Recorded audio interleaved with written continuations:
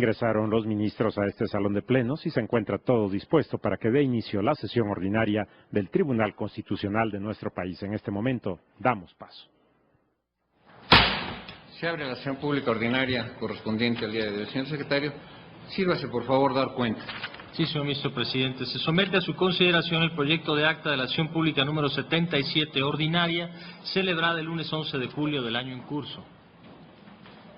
Señoras y señores ministros, consulto a ustedes si no hay algo, si hay alguna observación en relación con el acta sometida a su consideración.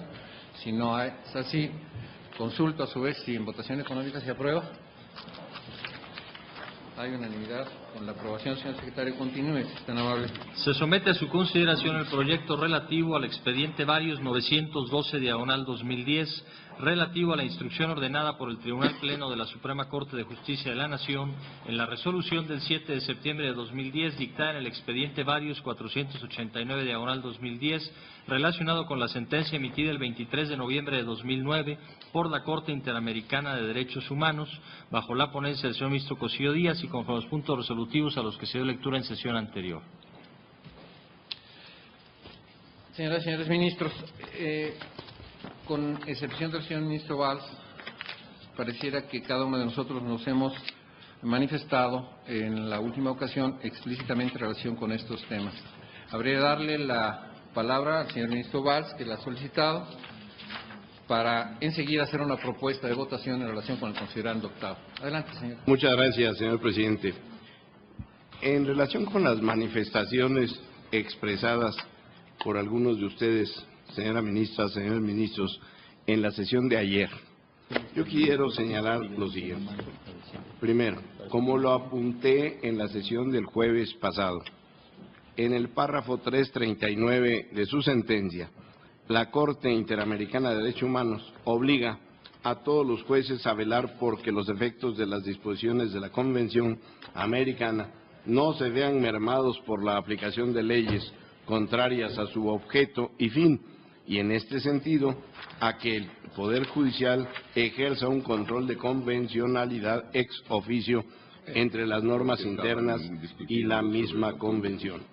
Por su parte, el párrafo tercero del recientemente reformado artículo primero de nuestra Constitución establece que, abro comillas, todas las autoridades en el ámbito de sus competencias tienen la obligación de promover, respetar, proteger y garantizar los derechos humanos de conformidad con los principios de universalidad, interdependencia, indivisibilidad y progresividad.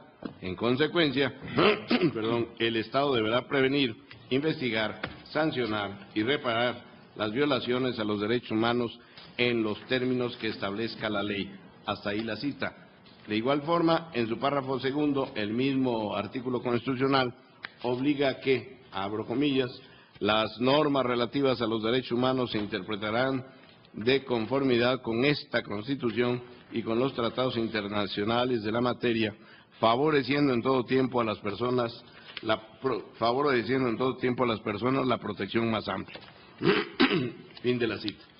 A esto están obligados todos los jueces que conozcan los casos que involucren la interpretación de normas relativas a derechos humanos, por lo que, derivado de las obligaciones que ahora nos impone el artículo primero constitucional, en relación con la obligación que se desprende de la sentencia dictada por la Corte Interamericana de Derechos Humanos, debo concluir que todos los jueces del país están obligados a ejercer un control de convencionalidad en el que analicen la compatibilidad de una determinada norma frente a lo dispuesto en los tratados internacionales de derechos humanos y la interpretación que sobre los mismos emitan los órganos especializados a los que se confiere dicha atribución y de estimar la contraria a los mismos, inaplicarla al caso concreto de que se trate. Luego, al existir solo obligación de ejercer un control de convencionalidad derivado de lo dispuesto por la Corte Interamericana de Derechos Humanos en la sentencia dictada en el caso Rosendo Radilla Pacheco, así como por la reciente reforma constitucional en materia de derechos humanos, considero debe centrarse la discusión en este punto, tal como lo propuso el ministro presidente en la sesión del día de ayer, y no pronunciarnos respecto del control de constitucionalidad que debe regir en el sistema jurídico mexicano, al no implicar el presente caso una cuestión relacionada con el mismo. Gracias, señor presidente. A usted, señor ministro Valls, es un posicionamiento que estaba pendiente. Bien, sí, señor ministro Luis María Aguilar. Muy breve, señor presidente. En la sesión de ayer algo me pronunció o señalé en relación con el control de convencionalidad. Sin embargo, para formular mi voto quiero dejar muy en claro que a pesar de ese comentario que expresé ayer, mi posición ha sido, como lo señalé el jueves, en la sesión del jueves, y repetiré este breve párrafo al respecto, que mi voto es en contra de la propuesta de determinar siquiera obligaciones a cargo del Poder Judicial de la Federación derivadas de la sentencia de la Corte Interamericana de Derechos Humanos y de su resolución de seguimiento, y mucho menos de discutir su cumplimiento, ya que, como he sostenido reiteradamente en este asunto, toda obligación que no esté dirigida a la legal y justa reparación de la violación de los derechos de don Rosendo Radilla es contraria por excesiva a lo dispuesto por el propio Pacto de San José, que da origen a la propia Corte Internacional, y no como una decisión contraria al sometimiento pactado en dicho convenio, sino precisamente con el fin de lograr el más irrestricto respeto a lo convenido, especialmente a los términos del artículo 63, que determina los alcances de las sentencias. Por eso quiero precisar mi postura, porque ese será el sentido de mi voto. Señor presidente, muchas gracias. A usted, señor ministro Luis María Aguilar. Bien, señoras y señores ministros,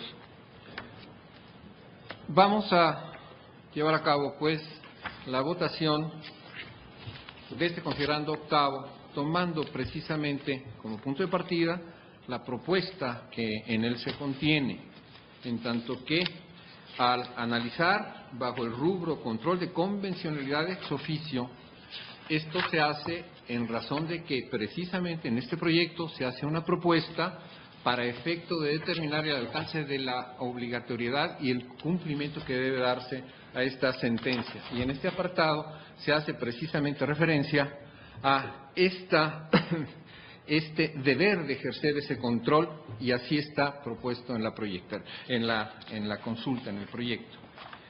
Recordamos que esta propuesta tiene un desdoblamiento, en principio en relación con la obligatoriedad del ejercicio de ese control de convencionalidad, donde hay una posición del proyecto, y un desdoblamiento que se hace en el mismo, donde ya se determina a favor de proponer que sí existe la obligación de ejercer ese control, se reduce a los tribunales de la Federación. Este control debe llevarse exclusivamente, la propuesta del proyecto, por los tribunales de la Federación. Aquí se ha discutido en forma amplia y suficiente que no solamente debe ser en relación con los tribunales de la Federación, sino que esta situación relacionada con el primero constitucional reformado se hace referencia, en tanto que no hay distingos, a los jueces del Estado mexicano.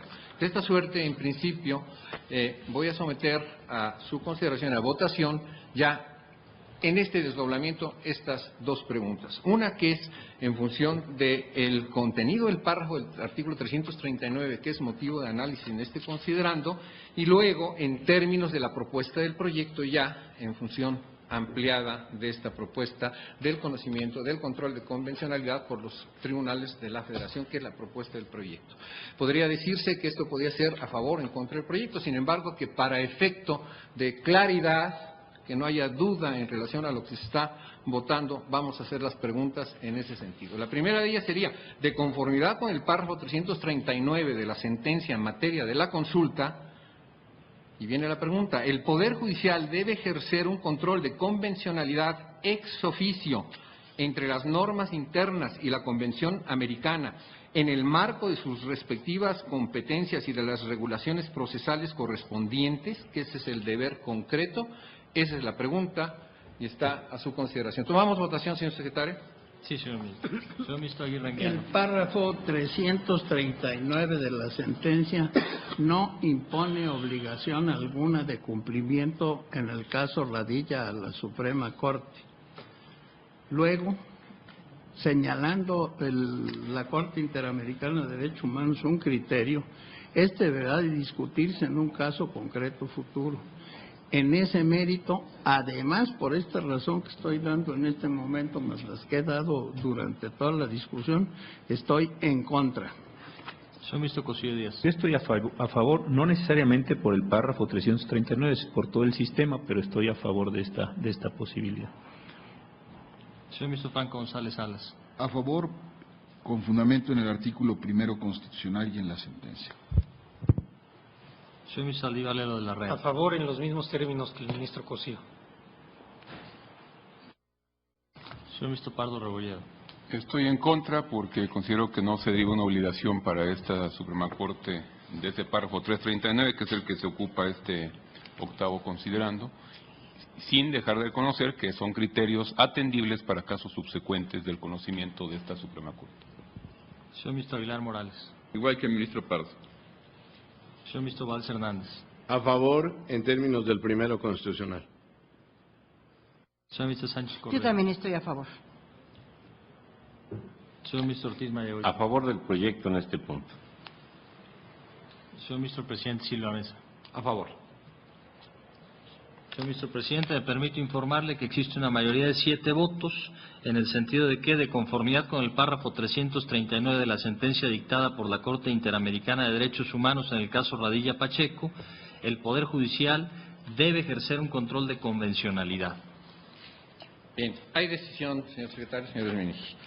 La segunda pregunta, en términos de la propuesta del proyecto, el control de convencionalidad lo debe realizar solamente los tribunales de la Federación o todos los jueces del Estado mexicano. Esa es la pregunta. Señor secretario.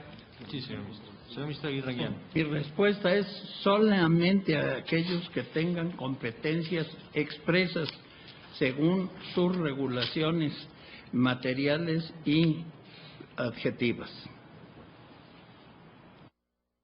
Señor ministro Cosío Díaz. Yo creo que todos los tribunales del país, sin en ningún caso dejar de lado, porque no es el tema de la pregunta, pero sí quiero que quede claro cuáles son las obligaciones que tendrían el resto de los órganos del Estado mexicano. Pero como la pregunta es concreta, entre tribunales, creo que son todos los tribunales nacionales. Señor ministro Franco González. En el mismo sentido. Señor ministro Saldívar Lelo de la Red. En idéntico sentido. Señor ministro Pardo Rebolledo. Pues yo, en congruencia con mi voto anterior, tendría que decir que estoy en contra, aunque en realidad más bien estimo que no puedo pronunciarme respecto de este tema, porque yo considero que no hay obligación para la Suprema Corte derivada de esta circunstancia. Señor ministro Aguilar Morales. Sí, en semejantes términos. Señor ministro Valls Hernández. Todos los jueces del Estado mexicano. Señor ministro Sánchez También Cordero. yo, todos los tribunales del país. Señor ministro Ortiz Mayagoy. La sentencia de la Corte Interamericana que analizamos determinó que todos los tribunales del Estado mexicano deben ejercer control de convencionalidad y aquí dijimos que esto se debe cumplir, por lo tanto estoy de acuerdo también con este punto del proyecto. Señor ministro presidente Silva Mesa. En el mismo sentido. Señor ministro presidente, me permito informarle que existe una mayoría de 7 votos en el sentido de que el control de convencionalidad debe ejercerse por todos los tribunales del Estado mexicano. Señor presidente. Sí, señor. Solamente para una puntualización, voté como lo hice porque me sentí obligado por la votación mayoritaria en el tema anterior. Y espero que haya quedado claro que mi fundamento es precisamente el artículo 1º constitucional que refiere a competencias. Gracias. A usted, señor ministro, tomamos nota, señor secretario. En la discusión de este asunto el día de ayer,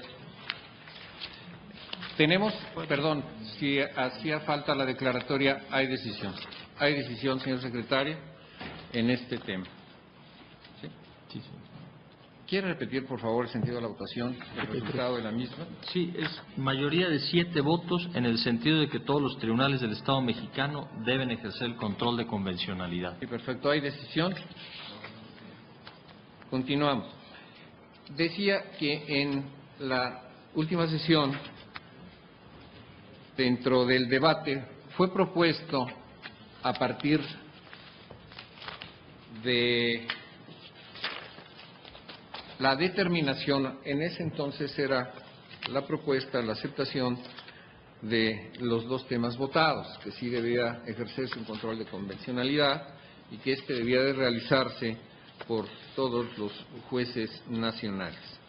De esta suerte se propuso, y ahora sometería a votación, precisamente un modelo precisamente de control de este ejercicio, que incluye el control de constitucionalidad. Esto es, no está reservado exclusivamente al control de convencionalidad, que sabemos este control de convencionalidad se hace utilizando como parámetro solamente el tratado internacional, en el caso concreto la Convención Interamericana, y el control de constitucionalidad que toma como parámetro obviamente la Constitución. De esta suerte se presenta un modelo para efectos de discusión, lo estuvimos discutiendo el día de ayer, y la pregunta ahora concreta es si se está de acuerdo o no con este modelo que determina el alcance de este ejercicio de control por parte de los jueces nacionales, tratándose precisamente de este tipo de compromisos de ejercicio de control de convencionalidad. Esto es, frente a los tratados y con el alcance que tiene el artículo 1 constitucional en relación precisamente con la actividad de los juzgadores en relación con el tema de los derechos humanos. De esta suerte y concretando, y lo someto a su consideración, a votación, si estamos de acuerdo con el alcance precisamente de este modelo que ha sido propuesto a este Tribunal Pleno por el señor ministro José Ramón Cosío. Sírvase tomar una votación. Sí, señor ministro. Señor ministro Aguirre Anguiano. Obligado por la votación anterior, me pronuncio en contra de la propuesta del señor ministro Cosío. Señor ministro Cosío Díaz. Con la propuesta. Señor ministro Franco González Salas. Señor ministro Saldívar Lerdo de la Red. Con la propuesta, con los ajustes aceptados por el ministro Cosío. El día de ayer, sí, claramente. Sí. Señor ministro Pardo Rebolledo. Voto en contra no por no compartirla, sino porque estimo que este expediente varios no es la instancia adecuada para hacer este análisis. Señor ministro Aguilar Morales. Igual. Señor ministro Valls Hernández. Yo estoy con la propuesta. Señor ministro Sánchez También Cordero. yo, con los ajustes, por supuesto. Señor ministro Ortiz Mayagoy. En el mismo sentido. Señor ministro presidente Silva Mesa.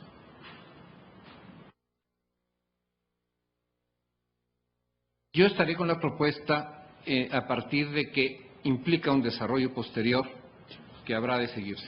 Esto es, si tomamos en consideración, por ejemplo, que control de convencionalidad en el tema difuso, inaplicación, vincula a Constitución, estaría yo de acuerdo en ese desarrollo. Señor ministro presidente, me permito informarle que existe una mayoría de 7 votos a favor del modelo de control de convencionalidad y de constitucionalidad propuesto por el señor ministro Cosío Díaz. ¿Hay decisión? También en este tema. De esta suerte, en relación con el considerando octavo relativo a esta obligación determinada por el apartado 339 de la sentencia que analizamos, queda resuelto el tema del deber de ejercer el control de convencionalidad, por quiénes habrá de hacerse y cuál es la extensión de su resultado. Pasaríamos, señor ministro Cosío, que está haciendo cargo de esta ponencia, sí, señor, al siguiente, considerando el noveno. El noveno, ¿cómo no, señor ministro presidente? Estoy en la página 108 del proyecto. Lo denominaba la señora ministra Luna Ramos, quien, como sabemos, está cumpliendo una función oficial de esta Suprema Corte, restricciones del fuero militar. Ya sabemos que no tiene esto el carácter directamente de una tesis, pero sí lo presenta de una forma, me parece, muy pedagógica en la página 115, lo que vendría a ser, digamos así, el corazón de este proyecto, o de esta parte del proyecto, y si les parece, simplemente lo leería, creo que se explica por sí mismo. Fuero militar frente a situaciones que vulneren derechos humanos de civiles, bajo ninguna circunstancia puede operar.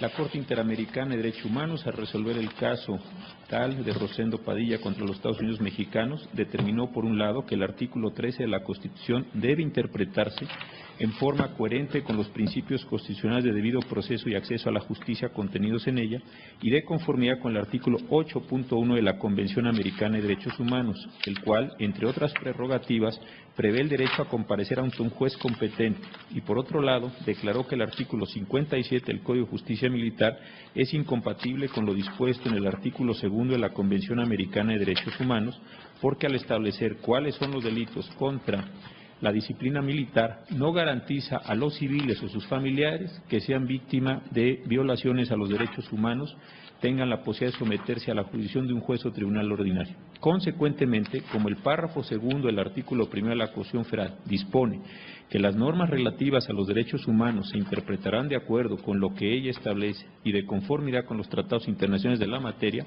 favoreciendo en todo tiempo a las personas la protección más amplia, y aquí viene el punto central de esta tesis, a partir de ahora el fuero militar frente a situaciones que vulneren derechos humanos de civiles, bajo ninguna circunstancia podrá operar. Esta es la propuesta que está a su consideración, señor presidente. ¿Está a discusión? Señor ministro Aguirre Anguiano. Gracias, señor presidente. Yo lo que me pregunto es, viendo el punto 342 de la sentencia que estamos comentando, ¿qué vela tenemos en este entierro? Es una orden al legislativo de producir un cambio al artículo 57 del Código de Justicia Militar, conforme a lo que el tribunal llama jurisprudencia de esta Corte. ¿Y nosotros qué estamos haciendo? Metiéndonos en lo que no nos incumbe. Por eso yo estoy en contra del proyecto. Gracias. Señor ministro Ortiz Maguitia. Yo estoy de acuerdo con el contenido de la tesis o la propuesta del proyecto, pero en sentido estrictamente declarativo. Es decir, de aquí en adelante esta Suprema Corte está dispuesta a interpretar este tema en los términos que propone el proyecto. Primero, estamos con mayoría que no alcanzaría la votación de 8 en caso de controversia. No podemos hablar aquí de reiteración ni de abandonar criterios. Es simplemente un compromiso moral de esta Suprema Corte a partir de la recomendación que nos hace la Corte Interamericana de Derechos Humanos de parar mientes en la observancia de sus criterios a todos el Estado mexicano del cual somos componentes. En ese sentido declarativo, yo estaré de acuerdo con la propuesta. Gracias, señor ministro. ¿Alguien más hace uso de la palabra? Sí, señor presidente. Yo de alguna manera esbocé el día de ayer cuál es mi posición en este tema. Hemos decidido, y lo reitero, que los criterios de la Corte, esta es una decisión mayoritaria ya tomada, son orientadores. Me imagino que más o menos en ese sentido es la intervención del ministro Ortiz como lo planteó, tomar en cuenta esto en sucesivas ocasiones para resolver en ese sentido cuando se presente el caso particular. Si yo no lo interpreté bien, le pido una disculpa, así lo entendí, y si no, esta es mi posición. Yo creo que, congruente con lo que yo he votado, los criterios de la Corte son orientadores. En segundo lugar, sí creo, como también lo enuncié ayer, que precisamente el mandato directo o la obligación directa que produce la resolución de la Corte es al legislativo. Esta es expresa y dice que deberá el Estado mexicano modificar este artículo para hacerlo congruente con estos principios de acceso a la justicia y conforme a los criterios que la misma ha señalado. Consecuentemente, también estimo que dentro del Estado mexicano el principal obligado a cumplir con esto, que hemos dicho ya también, lo reitero, que la decisión de la Corte Interamericana es obligatoria, me parece que esto es muy importante reiterarlo, la obligación que se está estableciendo es para que se reforme ese artículo. Esto, lo vuelvo a repetir, dentro de nuestro régimen constitucional es una responsabilidad del Congreso de la Unión, el cual deberá ser el órgano que cumpla con esto en los términos que considere que debe cumplir. Esto le corresponde al legislativo. Creo que la Corte efectivamente no puede meterse en intervenir en esto. Consecuentemente, esta es mi posición, de alguna manera coincidente con lo esbozado por el ministro Ortiz Mayagoitia, en el sentido y preciso, en mi posición, de que los criterios de la Corte Interamericana, por decisión de esta mayoritaria de esta Corte, son orientadores. Consecuentemente, cuando se nos presente el caso particular en relación a esto, la Corte se deberá pronunciar tomando en cuenta esto y tomando en cuenta la otra decisión que hemos adoptado de que la sentencia es obligatoria para el Estado mexicano y para sus órganos, en particular para el Poder Judicial de la Federación. Consecuentemente, creo que esto deberá orientar en su momento la decisión que adopte la Corte cuando el caso particular le sea presentado. Gracias. Para aclaración, señor presidente. Sí, señor ministro Ortiz. Gracias. La sentencia del caso Radilla, dijimos, es obligatoria para el Estado mexicano. En esta sentencia se hace un contraste del artículo 57, fracción segunda del Código Penal de Justicia Militar, frente a la Convención Interamericana de Derechos Humanos o Pacto de San José, y se declara que este precepto de norma secundaria es contrario a la Convención, no a la Constitución mexicana. Este punto lleva a una obligación directa al Poder Legislativo, pero también está el mandato de que los poderes judiciales del Estado mexicano tomen en cuenta, y creo que en este caso con sentido obligatorio, la interpretación jurídica que hizo la Corte Interamericana la Corte de Costa Rica, la internacional. En esa medida no es el caso para que aquí abandonemos jurisprudencias ni las declaremos inefectos, sino simplemente una manifestación de cumplir con tomar en cuenta esos criterios en casos futuros, de la manera que aquí se está redactando. El control de convencionalidad para la norma que en este momento está vigente, está hecho ya en la sentencia que analizamos y nos lleva a esta conclusión. Todos sabemos que hay un proceso en el Congreso de la Unión con la finalidad de ajustar la norma secundaria al mandato de la Corte, pero no sabemos finalmente cuál vaya a ser el resultado, a pesar de lo cual aquí la conclusión es que a partir de ahora el fuero militar, frente a situaciones que vulneren derechos humanos de civiles, bajo ninguna circunstancia podrá operar, y que nuestra disposición de interpretar la ley en este sentido queda ya manifiesta. En esos términos yo estoy de acuerdo.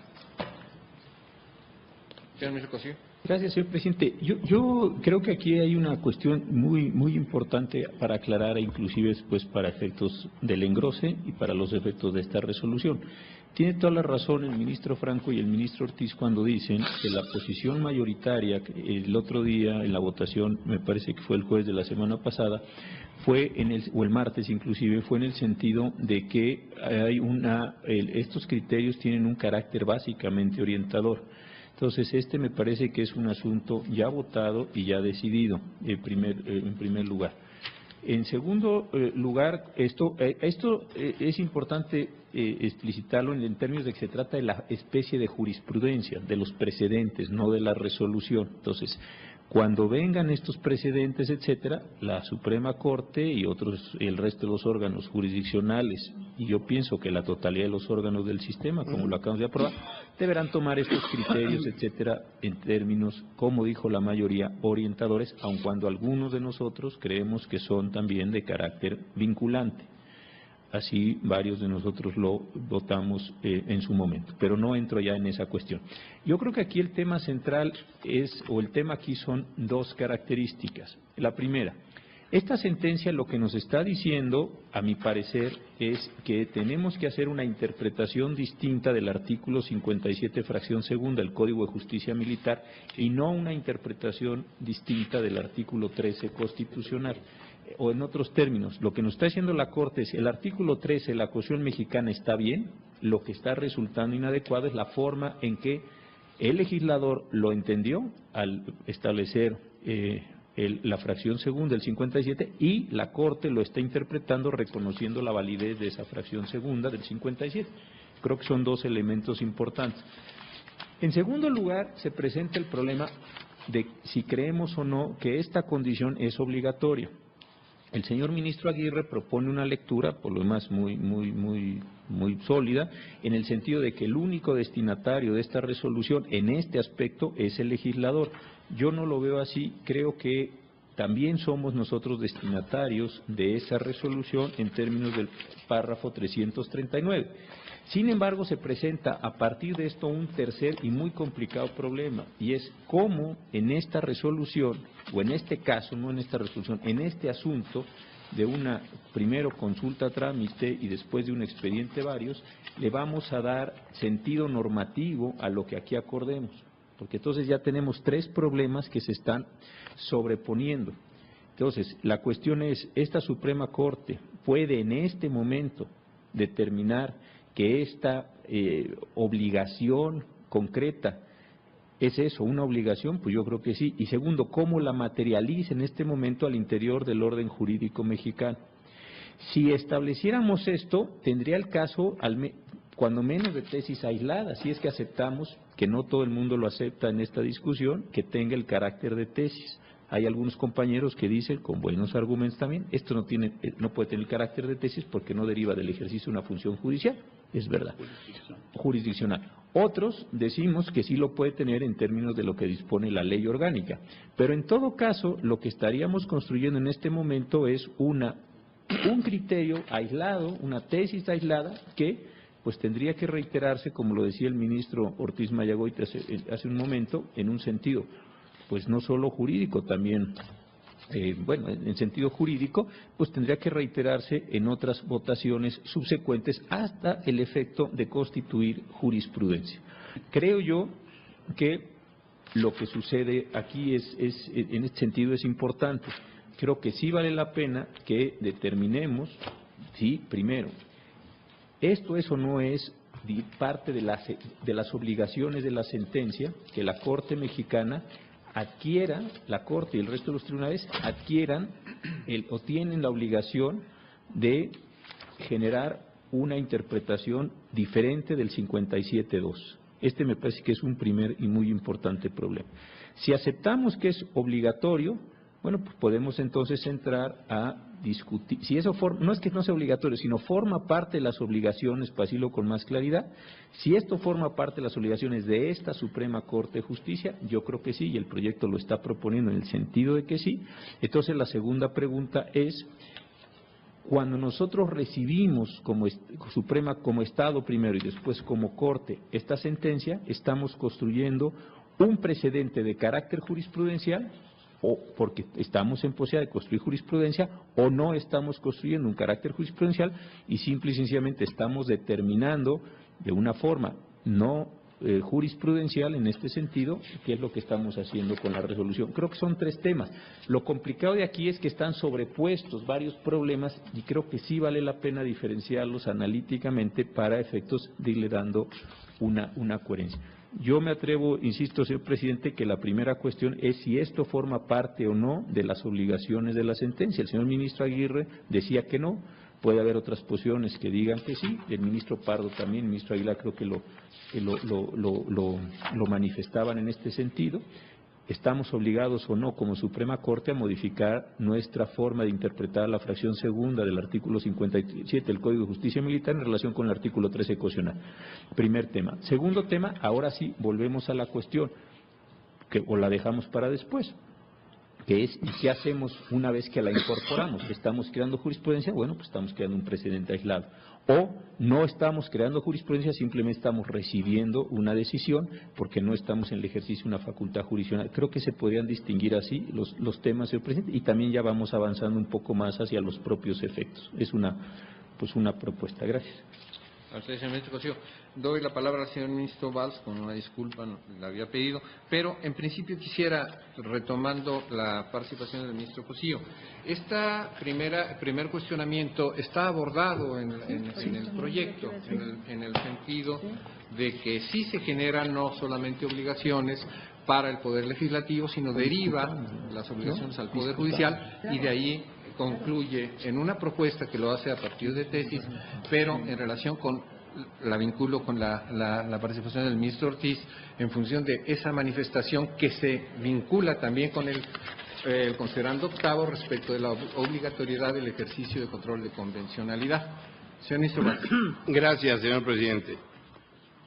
En este aspecto de la restricción del fuero militar, comparto el sentido de la consulta en cuanto concluye en cumplimiento de lo dispuesto en la sentencia dictada en el caso que analizamos por la Corte Interamericana de Derechos Humanos, que la interpretación del artículo 13 de nuestra Constitución, en forma coherente con los principios constitucionales de debido proceso y acceso a la justicia, así como con lo dispuesto en el artículo 8.1 de la Convención Americana sobre Derechos Humanos, que prevé el derecho de comparecer ante juez competente, obliga a reconocer que la jurisdicción militar bajo ninguna circunstancia puede operar frente a situaciones que vulneren derechos humanos de civiles, lo que conlleva la declaración de que el artículo 57 del Código de Justicia Militar contraviene lo dispuesto en el artículo 2 de la citada convención.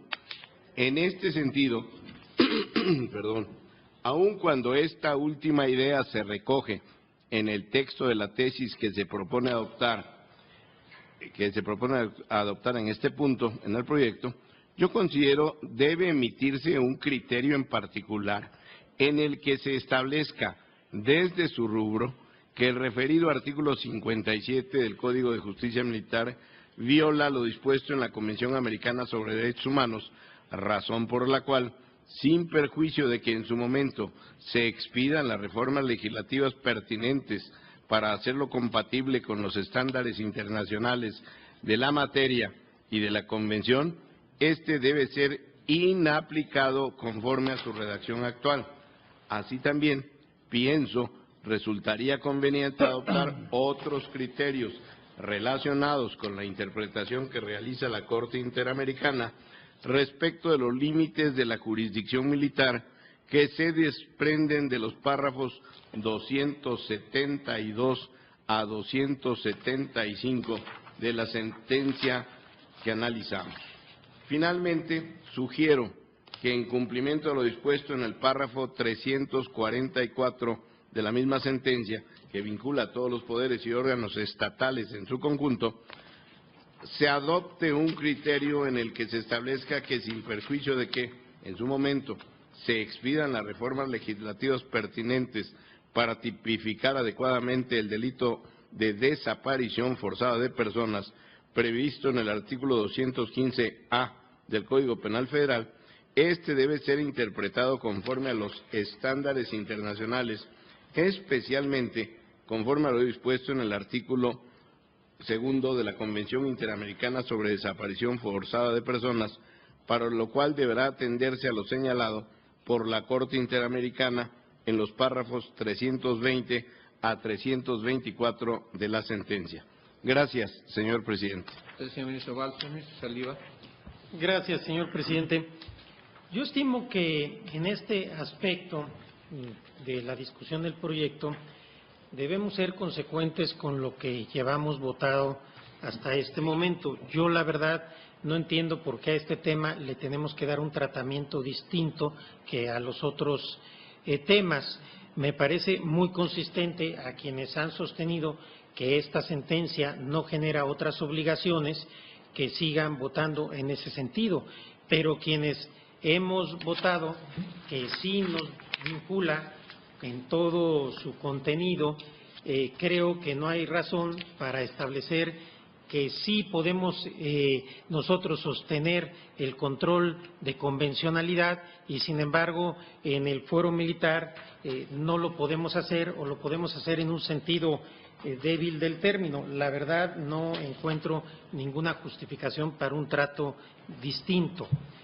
Hemos sostenido ya un criterio mayoritario que las sentencias de la Corte Interamericana de Derechos Humanos son obligatorias para el Estado mexicano y para el Poder Judicial y para esta Suprema Corte en sus términos.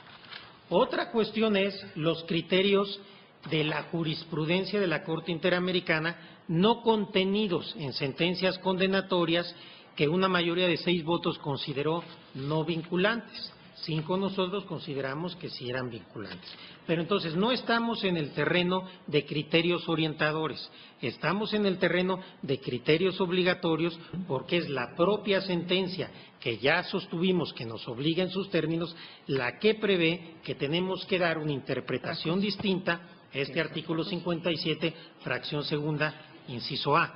Entonces, a mí me parece que si hemos sostenido ya la posibilidad, y no solo posibilidad, sino la obligación, la necesidad, de acuerdo al nuevo marco constitucional, de que todas las autoridades judiciales del país prevean un control de convencionalidad, este artículo 57 tenemos nosotros que interpretarlo a la luz de estos criterios, si esto es posible, y si no, tendrá que inaplicarse. Yo no veo otra salida si queremos ser consistentes, porque, reitero, no entiendo por qué control de convencionalidad sí lo hemos aceptado y en este tema decimos no podemos nosotros pronunciarnos o se va a pronunciar el legislativo. Obviamente el legislativo tiene sus obligaciones, pero nosotros, mientras tanto, tenemos que establecer este criterio al que estamos obligados por lo mismo que acabamos nosotros de discutir. Y creo que es muy importante tener en cuenta que no se ha descalificado el artículo 13 de la Constitución. Simplemente entre las interpretaciones posibles, la Corte Interamericana nos dice interprétenlo de una manera que sea acorde, conforme con la Convención Americana. Y en este sentido, yo estoy de acuerdo con la propuesta, con el sentido del proyecto. Quizás en el engrose podremos poner algunas cuestiones o quitar otras, pero en la esencia de la propuesta estoy de acuerdo. Creo que no sería el momento ahora, porque originalmente se había dicho que se iba a dejar para otro momento, cuál es el carácter vinculatorio ¿no? de esta decisión que estamos tomando. Pero yo quiero simplemente señalar una cuestión. El carácter obligatorio o no, que algunos sostenemos que sí lo tiene, de lo que aquí estamos discutiendo, no genera el carácter del sentido de lo que analicemos, porque esto es poner, perdón la expresión, la carreta adelante de los caballos. Nosotros primero tenemos que sostener, estamos obligados a esto, esta es la interpretación a la que estamos obligados. Segundo problema, ¿cuál va a ser el carácter obligatorio o no de lo que aquí sostengamos? Simplemente adelanto una idea. Yo creo que para analizar este tipo de asuntos tenemos que liberarnos un poco de las categorías rígidas de la jurisprudencia en materia de amparo. Tenemos nosotros que entender que este es un precedente de la Suprema Corte de Justicia de la Nación en un asunto muy delicado, al parecer hasta este momento por una mayoría de 7 votos, que simple y sencillamente no puede ser desconocido por los tribunales del Estado mexicano como si no hubiera existido. Pero ya será la cuestión, creo que posterior. Por el momento, yo creo que sí hay aquí una obligación, que dado que la sentencia nos obliga en sus términos, esta Suprema Corte y todos los tribunales del país estamos obligados a interpretar este precepto a la luz de la Convención y, consecuentemente, siempre que esté vinculado un civil al cual se le han violado, al menos en apariencia, sus derechos humanos por parte de las Fuerzas Armadas, la jurisdicción será del fuero común y no la jurisdicción militar, no porque nosotros lo decidamos, reitero, sino porque hay una decisión de la Corte Interamericana que hemos decidido que nos obliga y que nos vincula. En este sentido, yo estoy a favor del proyecto. Gracias, presidente. A usted, señor ministro Saldívar. Señor ministro Aguirre Anguiano. Gracias, señor presidente. Hay una tarjeta blanca Pero, al canto. por favor, don Sergio. Me tiene paciencia, don Guillermo. Sí, señor. Gracias. Encuentro que estamos creando una estratagema para burlar una votación tomada por este Pleno en forma mayoritaria, votación definitiva, por cierto. Dijimos que el control de la convencionalidad nos obliga a tomar lo que el Tribunal Interamericano de Derechos Humanos, lo que la Corte Interamericana de Derechos Humanos afirma es jurisprudencia, solamente como con una función orientadora. Esa es votación del Pleno de la Corte, 6-5. Tiene una función orientadora. Segundo, que fue una votación definitiva. México está obligado al cumplimiento de las resoluciones de la Corte Interamericana de Derechos Humanos cuando es parte. No se nos debe olvidar esto. Tercero, es una argumentación circular y evasiva fundarse en el artículo 339, no en el artículo, en el párrafo 339 de la sentencia, para colegir de ahí que se nos obliga a establecer un criterio respecto a la fracción segunda del artículo 57 del Código de Justicia castrense. Léanlo, por favor, y llegarán a la conclusión de que solamente se está refiriendo a control de convencionalidad y a la obligación ex oficio, en su caso de los tribunales mexicanos, de hacer este control de convencionalidad. Nada refiere el 339 que se ha invocado el tema castrense. También lean, por favor, el párrafo 344 que invocó alguno de los ministros.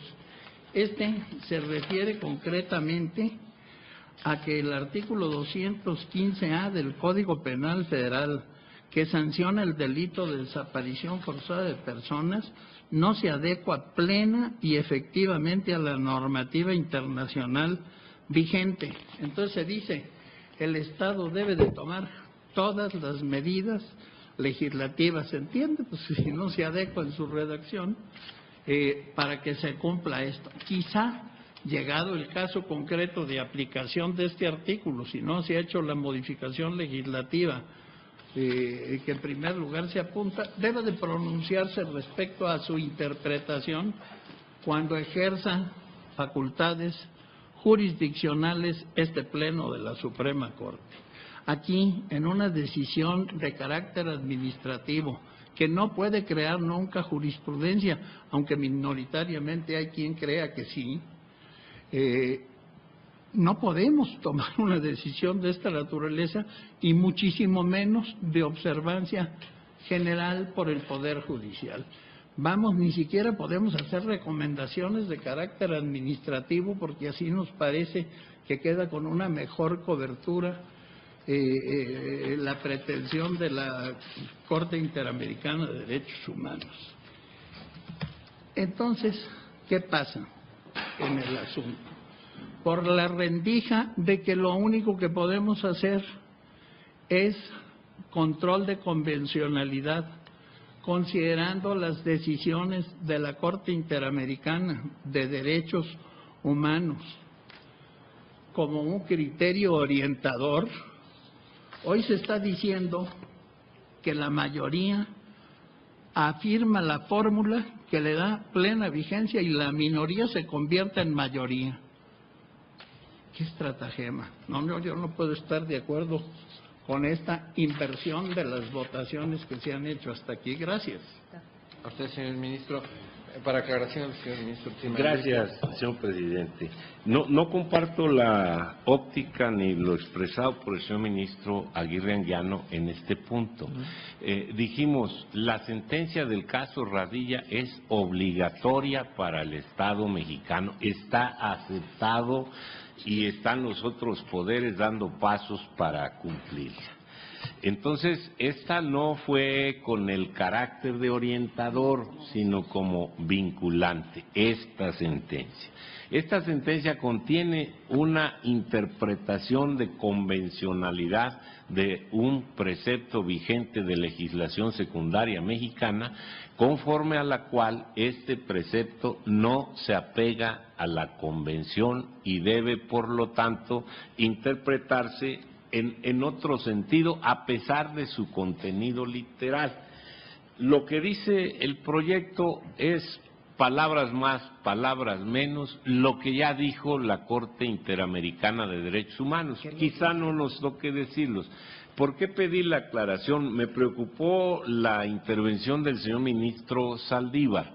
En aquellos casos donde ya hay jurisprudencia de la Corte, que no se hizo control de convencionalidad, podrán los tribunales ordinarios, inclusive los federales en materia de amparo, apartarse de la jurisprudencia para hacer control de convencionalidad. Yo creo que no, y propongo que en este tema, donde habiendo jurisprudencia obligatoria de la Suprema Corte, el control de convencionalidad llevara a modificar o abandonar la jurisprudencia, que el órgano terminal nos haga la propuesta de atracción para que seamos aquí donde, atendiendo sus razones, determinemos lo concerniente.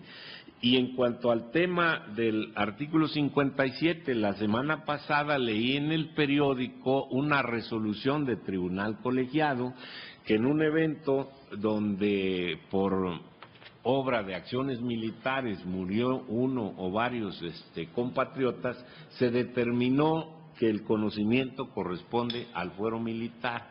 ¿Qué puede hacer la Corte si este criterio no es vinculante? Yo creo que podemos desde aquí, y eso sí lo podemos hacer en una determinación administrativa, reasumir nuestra competencia originaria para dirimir las cuestiones de competencia que se susciten entre tribunales civiles y tribunales militares. Nos la da el artículo 37 del Código Federal de Procedimientos Civiles, la delegamos por razones de cargas de trabajo a los tribunales colegiados, y entonces yo diría, para poder cumplir con esta decisión de la Corte Interamericana, se decide reasumir la competencia original para dirimir todos los temas de competencia entre tribunales militares y ordinarios, sean civiles o estatales.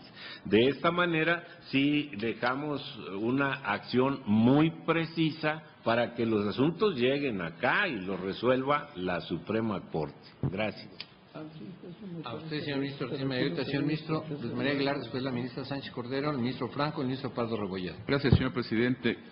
Creo que si en alguna parte está muy clara que no es una obligación para el Poder Judicial de la Federación lo que los términos de la resolución de la Corte Interamericana de Derechos Humanos, está en el 342, ahí claramente se refiere al Poder Legislativo. Y dice: en consecuencia, el Estado debe adoptar en un plazo razonable las reformas legislativas pertinentes para compatibilizar la citada disposición, el artículo 57, con los estándares internacionales. Para mí me queda muy claro eso, pero aún asumiendo que la interpretación debe hacerse con una obligación de convencionalidad en la aplicación de estas normas, esto no podría yo ver de qué manera podemos ahorita pronunciarnos sin tener un caso concreto, sin resolver. Por eso estoy absolutamente de acuerdo con la propuesta del ministro Tigmayagoitia de que se atraigan o se reasuman las competencias en asuntos de esta naturaleza para que los podamos ver. Y entonces ahí nos pronunciaremos atendiendo a estos principios de la sentencia, atendiendo a una interpretación que esta propia Corte haga del artículo 13 constitucional, e incluso no estaría descartada la posibilidad de que se encontrara una interpretación conforme del artículo 57. Caben muchas posibilidades, pero ver ahorita sin que tengamos un caso concreto, por el simple hecho de que se trata de una interpretación de convencionalidad que para mí se debe aplicar en los casos concretos en los que se sometan los tribunales, por ejemplo, a esta Suprema Corte, ¿cómo podemos hacer un pronunciamiento sobre la no aplicación o sobre la transgresión de este artículo 57 a las normas del derecho internacional o de nuestra propia Constitución, y todavía más de ahí derivar una especie de jurisprudencia que interrumpa otras que están de este pleno? La verdad es que yo no encontraría la forma de hacer esto más que con un asunto en particular donde hagamos una interpretación integral, no solo de la Convención, sino también de nuestras normas constitucionales, y podamos ahí sí pronunciarnos y establecer inclusive un criterio obligatorio para todos los tribunales de la República. Con todo respeto, más allá de que esta obligación ni siquiera está impuesta al Poder Judicial de la Federación, no vería yo cómo podemos hacer una interpretación y declarar en cualquier sentido la procedencia o no del artículo 57 de la Ley de Justicia Militar. Muchas gracias, señor presidente. Señor ministro, señora ministra Sánchez Cordero. Gracias, señor ministro presidente. Yo lo veo de otra forma totalmente distinta. El ministro Aguilar se refería a los párrafos 337 a 342 de la sentencia que examinamos o cuyo cumplimiento examinamos, y que vincula al Estado mexicano, sí, efectivamente, a realizar reformas legales, sí, para restringir el fuero militar, pero yo claramente advierto que también le resultan obligaciones al Poder Judicial de la Federación, particularmente en el sentido de ejercer un control de convencionalidad, precisamente, sobre este artículo 57 del Código de Justicia Militar, de modo tal que se estime incompatible con lo dispuesto en el artículo 2 de la Convención Americana de Derechos Humanos. Tampoco comparto que esta Corte votó única y exclusivamente los criterios de la Corte Interamericana, sí, criterios orientadores, que por cierto yo dije que eran obligatorios e inclusive hablé de una palabra, pautas imprescindibles de interpretación, pero estos criterios orientadores, si bien son criterios orientadores en otras resoluciones, esta es una sentencia de la Corte Interamericana que condena al Estado mexicano y por lo tanto no es orientadora, es condenatoria y es obligatoria. Y en relación precisamente a esta consulta que estamos examinando, de este contenido de la resolución de la Corte Interamericana, se advierte que sí resultan esas obligaciones para el Poder Judicial de la Federación, particularmente, como lo señalé, en el sentido de ejercer un control de convencionalidad sobre el artículo 57 del Código de Justicia Militar, para, ¿verdad?, que esta interpretación, como lo dice la Corte, resulte incompatible con lo dispuesto en el artículo 2 de la Convención Interamericana de Derechos Humanos. Y la conclusión precisamente a la que arribó la sentencia, cuyo cumplimiento se examina, fue en el sentido de que frente a situaciones que vulneren derechos humanos de civiles, bajo ninguna circunstancia puede operar la jurisdicción militar, porque cuando los tribunales militares conocen de actos constitutivos de violaciones a derechos humanos en contra de civiles, ejercen jurisdicción no solamente respecto del imputado, el cual necesariamente debe ser una persona con estatus militar en situación de actividad, sino también y sobre todo sobre la víctima civil que tiene derecho a participar en el proceso penal, no solamente para efectos de la respectiva reparación del daño, sino también para hacer efectivos sus derechos a la verdad y a la justicia. Así, el proyecto que propone una interpretación que corresponde al artículo 13 de la Constitución Federal, en la que se establece que bajo ninguna circunstancia puede operar el fuero militar frente a situaciones que vulneren derechos humanos de civiles. Al respecto, estimo que la mención de que se arriba a este resultado a partir no nada más de lo sostenido por la Corte Interamericana, sino hoy también en virtud de que el artículo 1 de nuestra Constitución exige realizar una interpretación conforme a la propia norma fundamental, a los tratados internacionales, que en aras de uniformidad entre el bloque de derechos que se conforman a partir de la reforma, se debe sostener que no puede operar el fuero militar frente a situaciones que vulneren derechos fundamentales. Pero además, desde mi particular punto de vista, Las Fuerzas Armadas, como parte del Estado mexicano, también están obligadas, en los términos del propio artículo 1, a promover, a respetar, a proteger y a garantizar los derechos humanos contenidos en la propia Constitución y en los tratados internacionales. También están obligados, dentro de su marco de competencia, a realizar, en el ámbito del fuero militar, un control de convencionalidad ex oficio, pero esto ya sería motivo de otro asunto.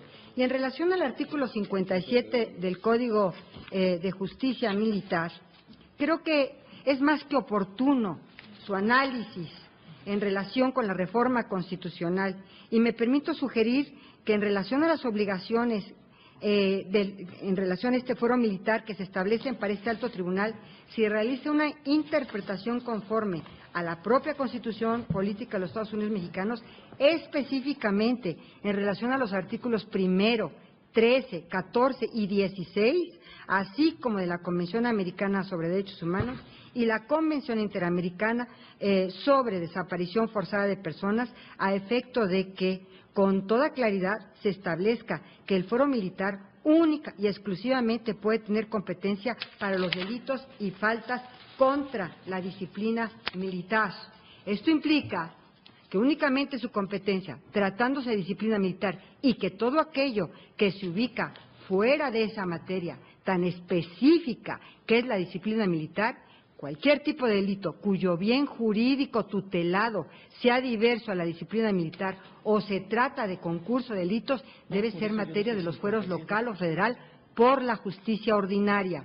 Esto es, cuando se trate de cualquier delito que impacte en la generalidad de los bienes jurídicamente tutelados o protegidos por los tipos penales, que no atienda de manera exclusiva a las expresamente previstas como la disciplina militar, debe ser atribución de los juzgadores en materia penal, ya sean federales o locales, dependiendo del delito de que se trate. Gracias, presidente. Señora Sánchez Cordero. Señor ministro Franco. Gracias, señor presidente. Yo quisiera decir que comparto algunos de los planteamientos que se han hecho y que quisiera aclarar algo, porque parecería que hay incongruencia en los planteamientos de algunos de nosotros y no creo que sea así. En primer lugar, coincido con el ministro Saldívar cuando considera que no nos debemos atrapar en figuras que no son aplicables al caso que estamos resolviendo. El caso que estamos resolviendo, si me permiten expresarlo así, es atípico. Es decir, estamos resolviendo una consulta en donde fijamos reglas para la resolución de la misma y están aceptadas. Consecuentemente, me parece, yo seguiré insistiendo en que es un asunto que tiene las características de una materia jurisdiccional, no en el sentido de un contencioso, no en el sentido de un contradictorio, sino el de definición de criterios. Consecuentemente, me parece que aquí sí vamos a fijar criterios que adopta este Pleno respecto de los temas que estamos adoptando y resolviendo. Yo me alejaría de si es jurisprudencia, si es tesis aislada, son simplemente criterios que evidentemente fijarán lo que resuelva en su momento esta Suprema Corte y orientarán a los tribunales inferiores en sus determinaciones. Consecuentemente, yo sí creo que podemos y estamos definiendo los criterios en estos temas. Yo quisiera precisar simplemente por qué de mi posición. Ya resolvimos que hay control de convencionalidad. Esto le corresponderá a los jueces, es decir, determinarlo. Lo que yo señalé es que, en mi opinión, respecto de la sentencia concreta, por supuesto que hay obligaciones para el Poder Judicial y lo vuelvo a reiterar, así lo dije desde mi primera intervención, nos obliga la sentencia. El asunto está en que, en mi opinión, la obligación directa en este tema está dirigida al legislador. Si lo vemos en las consideraciones que, si bien efectivamente expresan que en la jurisprudencia de la Corte Interamericana reiteradamente se ha determinado que el fuero militar debe reducirse al mínimo y que cuando hay civiles involucrados, paisanos involucrados, esto debe ser competencia de los tribunales ordinarios. Esto yo no lo discuto, así está, insisto, soy congruente con mi posición, nos obliga. El tema está en que tanto en los puntos resolutivos como en las consideraciones específicas en relación a este tema, la Corte está señalando, la Corte Interamericana está señalando que debe reformarse la ley. Habla genéricamente del artículo 57. Por supuesto es válido interpretar la sentencia de la Corte como lo hizo debidamente, en mi opinión, el ministro Saldívar, precisando que dentro del 57 esto se refiere a porciones específicas. El 57 del Código de Justicia Militar tiene varias fracciones que no están involucradas en este tema.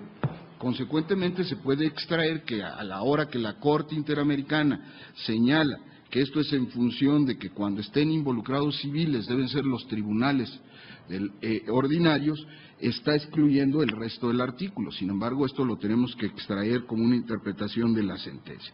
Consecuentemente, el punto que yo he sostenido y sigo sosteniendo es que concretamente y de manera directa, la Corte Interamericana estableció la obligación para el Estado mexicano de reformar este artículo partiendo de la base de que el 13 constitucional no se opone a la Convención. ¿Qué quiere decir esto? Sigue reconociendo que hay un fuero militar, una jurisdicción militar, cuando se refiere, como lo señala el 13 constitucional, a la disciplina militar. Yo no quiero complicar esta discusión más de la cuenta, pero desde el punto de vista de disciplina militar hay una serie de situaciones que se tienen que definir. ¿Qué se entiende por disciplina militar? En fin, la Corte Interamericana ha fijado jurisprudencia y criterios que yo he sostenido son orientadores para nosotros. ¿A quién le corresponde la obligación primaria en relación a este tema? Al legislativo, lo cual, insisto, en mi opinión, no quiere decir que el Poder Judicial de la Federación pueda incumplir con la sentencia. En eso he estado de acuerdo desde el principio. El punto, y a mí me parece medular, es que este tema en particular está dirigido al legislador federal mexicano. ¿Por qué? Porque además es el que va a eventualmente cumplir con la sentencia en esta parte, y vuelvo a insistirlo, es su responsabilidad hacerlo, cumplir con esta sentencia que este Pleno ya ha definido, ya está definido que es obligatoria para el Estado mexicano y sus órganos. Consecuentemente, ese es mi único matiz en relación a lo que aquí se ha afirmado. Yo estimo que no podemos fijar jurisprudencia, no podemos establecer una tesis, estamos definiendo un criterio por este Pleno en relación a la sentencia que estamos analizando, conforme a lo que definimos desde el momento en que lo trajimos al Pleno. Retiramos un proyecto y fijamos el marco de la resolución que estamos adoptando. Y en ese marco dijimos que teníamos que resolver esto precisamente, fijar los criterios en relación a este tema. Consecuentemente, yo sí creo que este Pleno está determinando un criterio que evidentemente será el que oriente y fije el marco para las resoluciones que se tomen en relación con este delicado tema. Gracias, señor presidente. A usted, señor ministro Franco. Señor ministro Pablo Rebolledo. Gracias, señor presidente. Bueno, yo en este caso reiteraré mi posición que ya expresé en relación con el tema anterior del control de convencionalidad. Desde luego tengo muy presente la votación que se realizó en este Tribunal Pleno respecto de la obligatoriedad de la sentencia de la Corte Interamericana de Derechos Humanos en el caso de Rosendo Radilla. Ahí se estableció que esa sentencia es obligatoria para el Estado mexicano y, por otro lado, también hubo una votación posterior en donde se estableció que las obligaciones que se derivaban de esa sentencia de manera expresa para la Suprema Corte de Justicia debían acatarse de inmediato y que los demás argumentos, las demás consideraciones serían orientadoras para la solución de casos subsecuentes que fueran puestos bajo el conocimiento de este alto tribunal. Naturalmente, donde ha habido discrepancia en las percepciones es en cuanto a identificar las obligaciones para esta Suprema Corte de Justicia derivadas de las consideraciones de la propia sentencia, y ahí es donde ha habido al menos 3 votos que nos hemos pronunciado en el sentido de no identificar las mismas obligaciones que han identificado la mayoría. Partiendo de esta base y también en este tema que en el proyecto se denomina como restricción del fuero militar, pues yo llego a la misma conclusión. A mí me parece que de los párrafos del 337 al 342 no se deriva una obligación concreta para esta Suprema Corte de Justicia de la Nación, que naturalmente se trata de argumentos que deben ser atendidos por este máximo tribunal en la solución de casos concretos que sean puestos a su consideración en ejercicio de la competencia que constitucionalmente tenemos asignada. Y en esa medida me parece que no hay una obligación que cumplir. Decía yo que si se pretende cumplir con esta obligación que ha identificado la mayoría de manera previa y general, pues estamos haciendo una especie de declaratoria general de esta Suprema Corte de Justicia, pretendiendo de esa manera orientar la actividad de todos los demás jueces en nuestro Estado.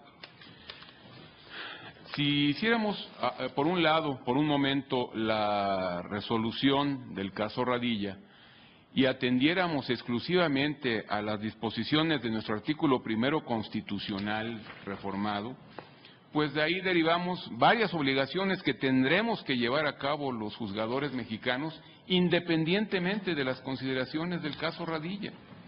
El tema que acabamos de resolver por mayoría de este tribunal en relación con el control de convencionalidad, pues es algo que se realiza actualmente. ¿Cuál es la novedad? Bueno, la novedad es que ahora el artículo 1 constitucional ha ampliado el marco de referencia para la solución de asuntos en donde se alega violación a derechos fundamentales, y ya no solo tenemos la referencia directa de nuestra Constitución, sino también todos aquellos tratados internacionales donde se reconozcan estos derechos. Pues bien, esa obligación la tendremos que cumplir independientemente de lo que haya considerado la Corte Interamericana en el caso que nos ocupa. Por otro lado, también quisiera yo dejar en claro que de ninguna manera mi voto en relación a que no se deriva una obligación de estas consideraciones de la sentencia que analizamos para esta Suprema Corte de Justicia de la Nación, de ninguna manera quiere decir que yo estoy en contra de la promoción, protección, en fin, todo el nuevo sistema que establece nuestra Constitución para los derechos fundamentales. Naturalmente que no me parece que este máximo tribunal del país tiene como una de sus funciones esenciales y primordiales la protección de los derechos humanos y el restablecimiento de las garantías que hayan sido violadas para su protección. Por otro lado, y también en relación con otros puntos que se han tocado en esta sesión, a mí me parece que los temas están estrechamente vinculados, el que acabamos de analizar del control de convencionalidad y este que en el proyecto que analizamos se denomina de restricción del fuero militar. En realidad, como ustedes ya bien lo han hecho notar, la Corte Interamericana hace una interpretación del artículo 57 de la Ley de Justicia Militar de nuestro país, del Código de Justicia Militar de nuestro país, y llega a la conclusión de que es contraria al artículo 8º, punto primero, me parece, de la Convención de Derechos Humanos. Y esta es la interpretación que le sirve de base para llegar a la conclusión de que el fuero militar se debe restringir, es decir, es parte de la misma argumentación. El párrafo 339 está dentro de este contexto y por eso dice, los jueces del Estado mexicano tienen que llevar a cabo un control de convencionalidad ¿Por qué? Porque yo estoy advirtiendo que ese artículo 57 del Código de Justicia Militar resulta contraria a los principios de la Convención. Entonces, a mí me parece que son temas que están estrechamente vinculados uno con otro.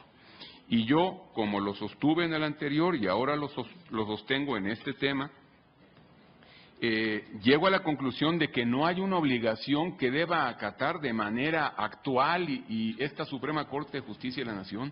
Por supuesto que en casos subsecuentes que conozcamos con la competencia que la Constitución mexicana nos concede, debemos tener muy en cuenta estos argumentos y estas consideraciones de la Corte Interamericana, de esta sentencia y tal vez de muchas otras. Pero a mí me parece que no podemos asumir como una obligación en este momento, ya lo había yo dicho, el hacer un pronunciamiento ex ante, de manera genérica y previa para todos los casos que nos pudieran llegar a corresponder en su conocimiento, no solamente para esta Suprema Corte, sino también parece ser que la intención es que sea para todos los poderes judiciales y autoridades de impartición de justicia en nuestro país. A mí me parece que esto excede un tanto los ámbitos de la sentencia que analizamos. Y finalmente también quiero insistir que toda esta discusión que estamos llevando a cabo excede con mucho el alcance de un expediente varios, que es el que estamos teniendo bajo nuestro conocimiento en este momento.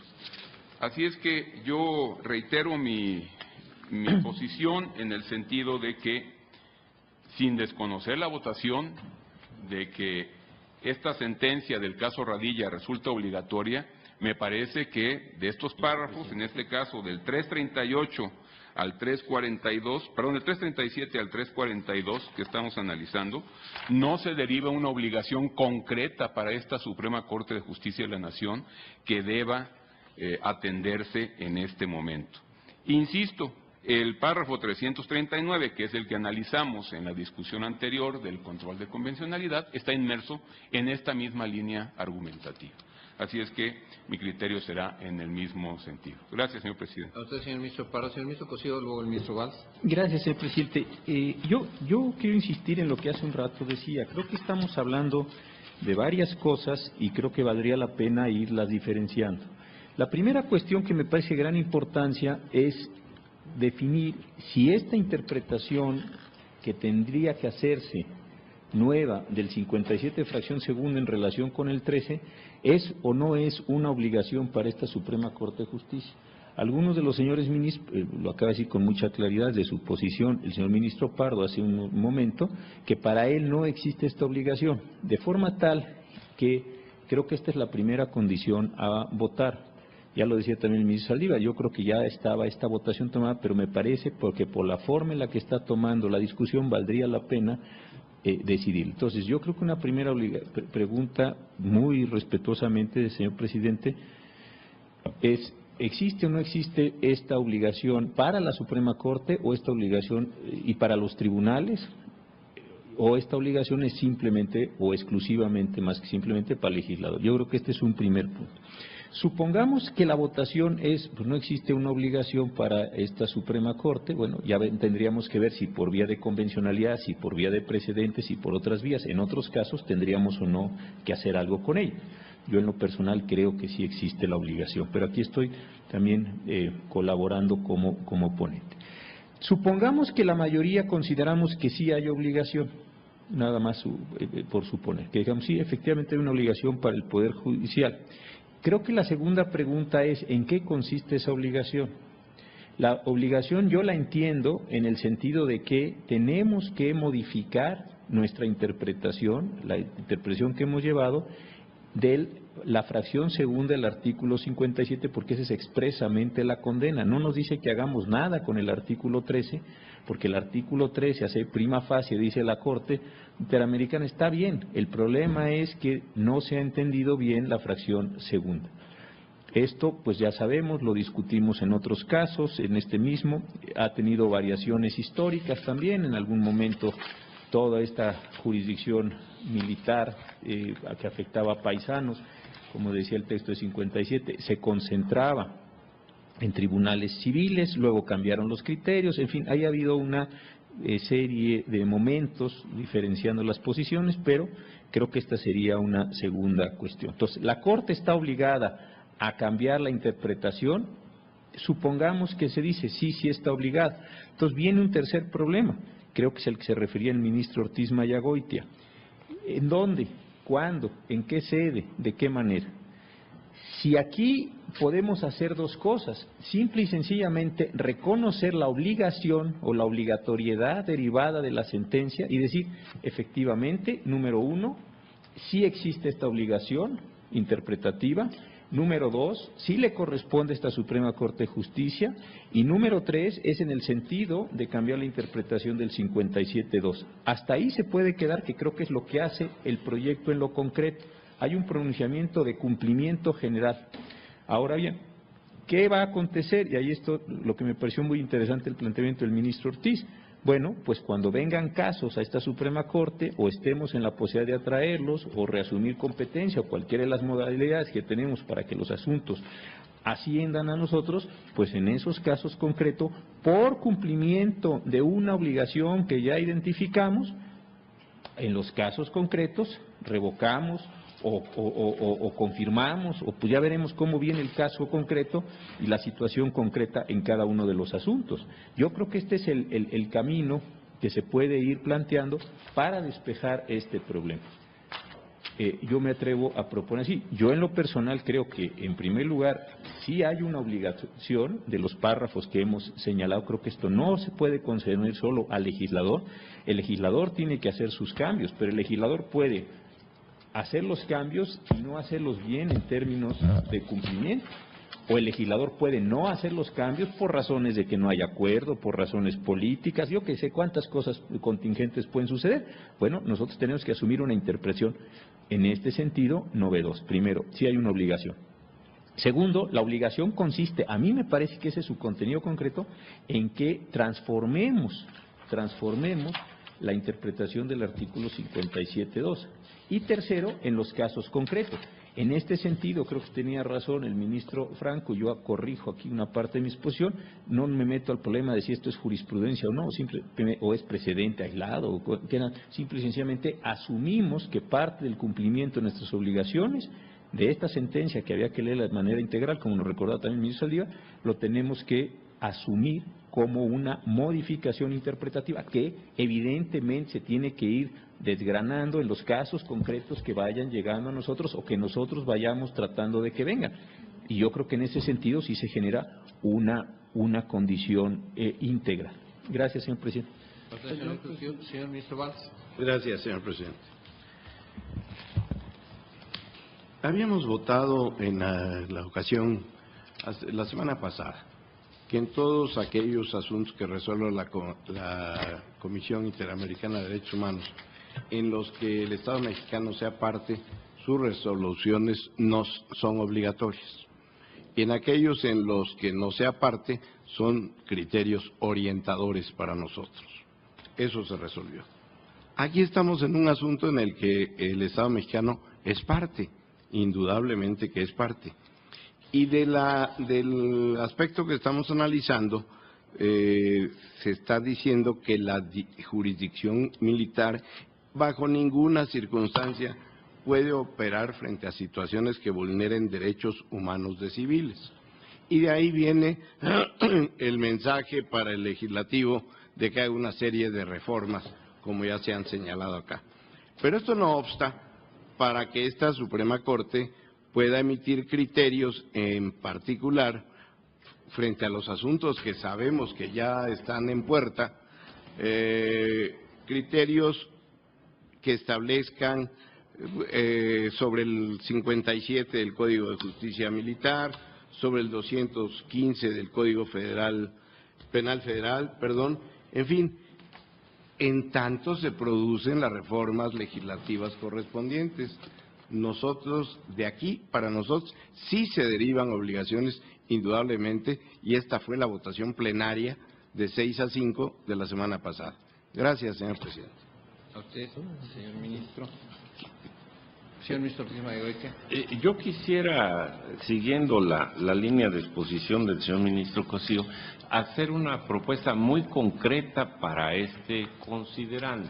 Es decir, en la interpretación que hizo la Corte Interamericana de Derechos Humanos sobre el artículo 57, fracción segunda del Código Penal Militar, dijo, y poner literalmente lo que dijo la Corte.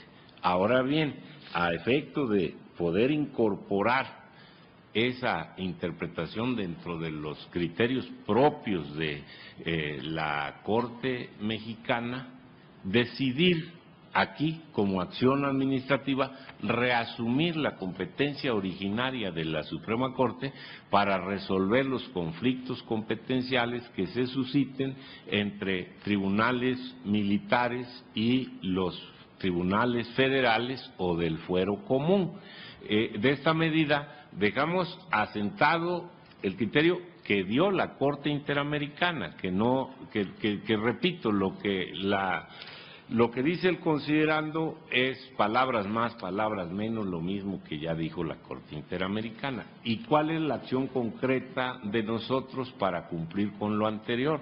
Reasumir esta competencia en esta resolución para que haya conocimiento claro que la Corte en pleno propondría yo, porque es facultad de las salas, en términos del artículo 21 de la Ley Orgánica del Poder Judicial Federal, corresponde conocer a las salas, fracción sexta, de las controversias que por razón de competencia se susciten entre los tribunales de la Federación, entre estos y los de los estados o del Distrito Federal, entre los de un estado y otro, etcétera. Y con esta reasunción marcamos la acción muy concreta de que vendrán aquí los casos que tienen el tema de competencia y al Pleno. Esta sería mi propuesta.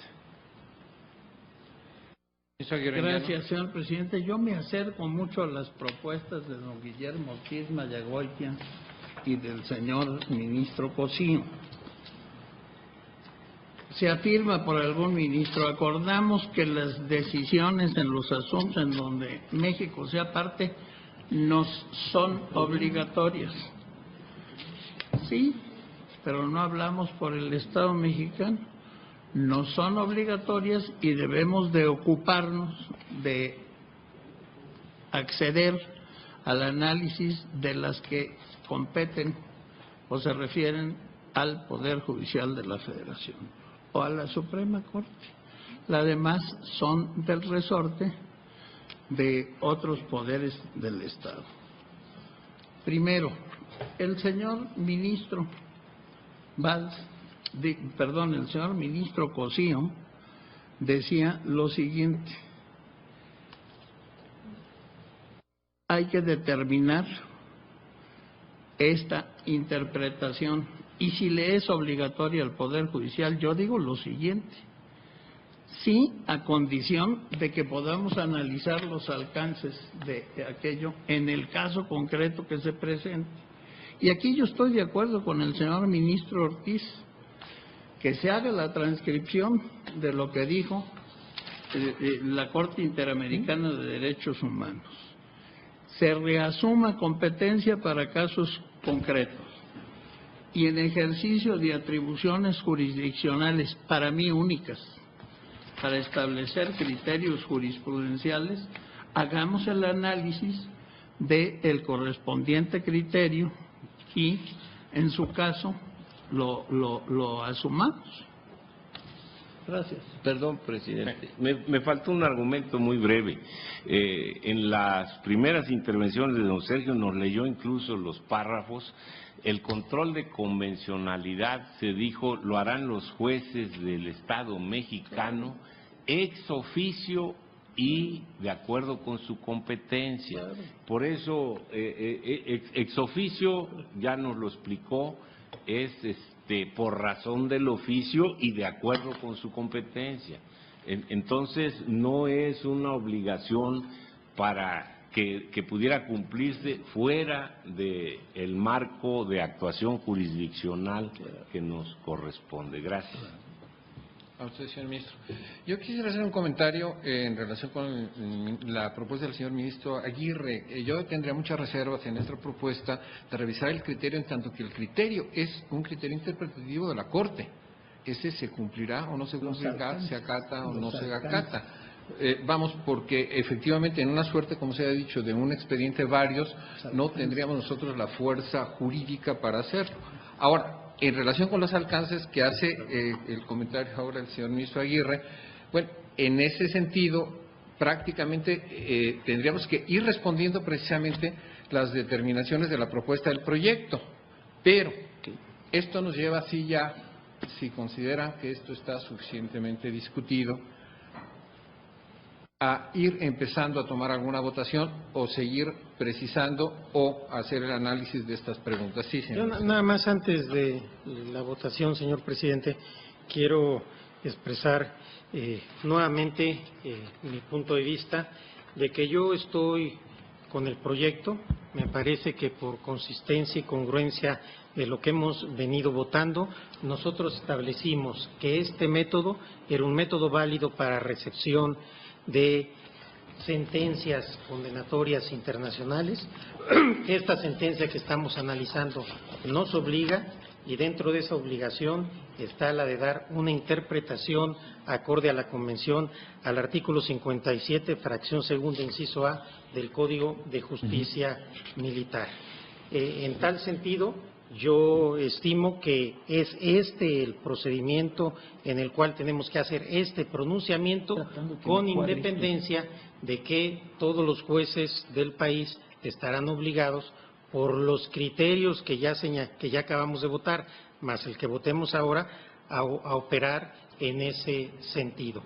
Diferir un tema cuando ya lo llevamos discutiendo tanto tiempo y reflexionando tantos meses, y cuando me parece que la consecuencia, al menos para mí, lógica de quien hemos venido votando en la mayoría, es votar como se votó en el control de convencionalidad, a establecer que esta es una obligación del Poder Judicial Federal, en particular de la Corte, y prever este criterio que dará certeza, que dará claridad, que dará líneas de cómo deben interpretar los tribunales a partir de ahora.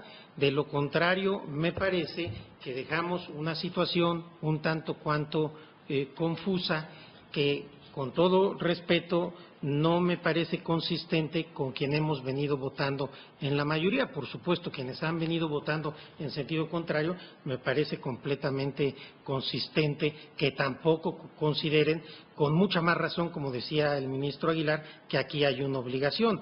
Pero quien hemos sostenido que sí la hay, no veo por qué tenemos que hacer un pronunciamiento, o hemos hecho un pronunciamiento en materia de control de convencionalidad y no hacemos un pronunciamiento en este tema, cuando en gran medida es una consecuencia del otro. Entonces, en este sentido, presidente, yo votaré con el proyecto. Gracias.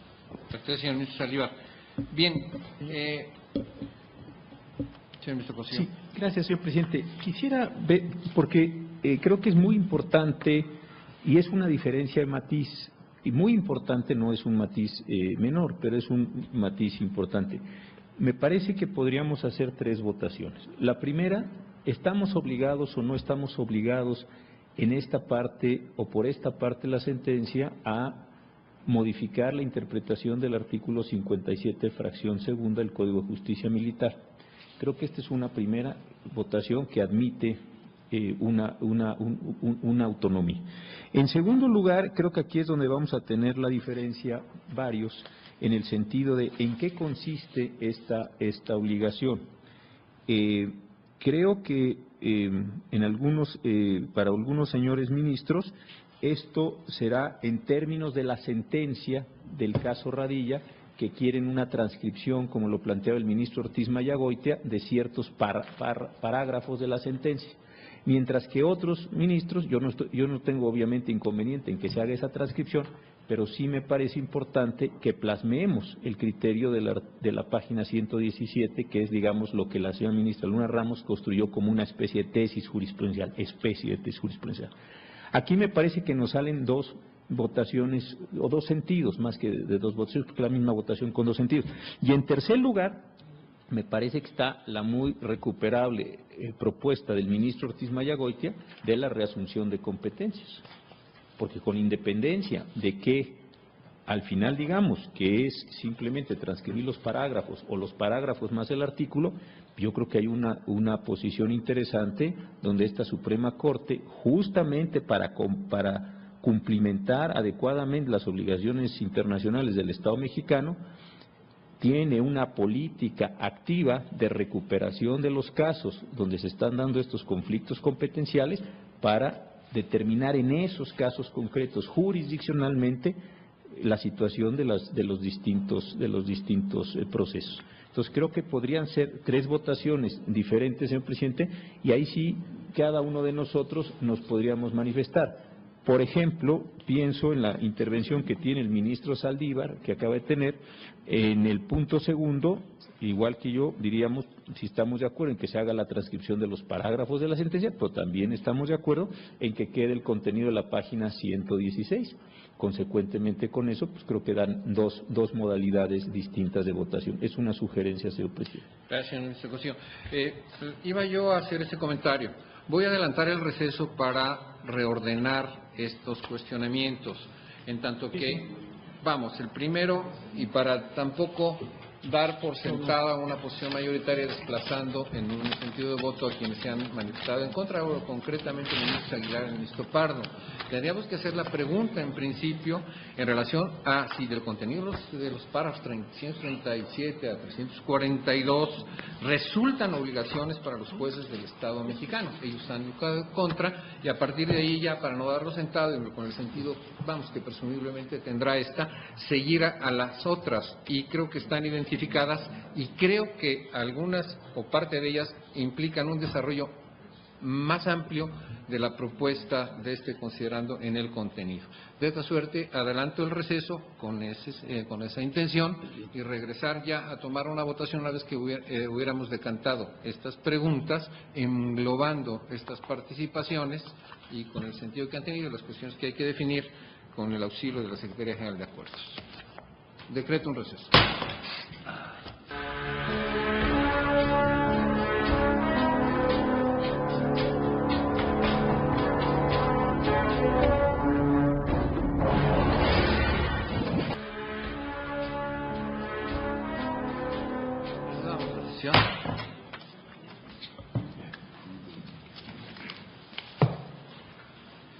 Bien, recopilando las manifestaciones de cada uno de los señores ministros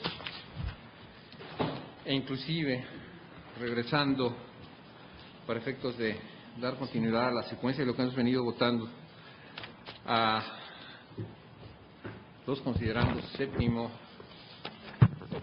en relación a aquella posibilidad de que los jueces nacionales pudieran realizar control de convencionalidad, la determinación que tomamos hoy en relación con el considerando octavo, control de convencionalidad.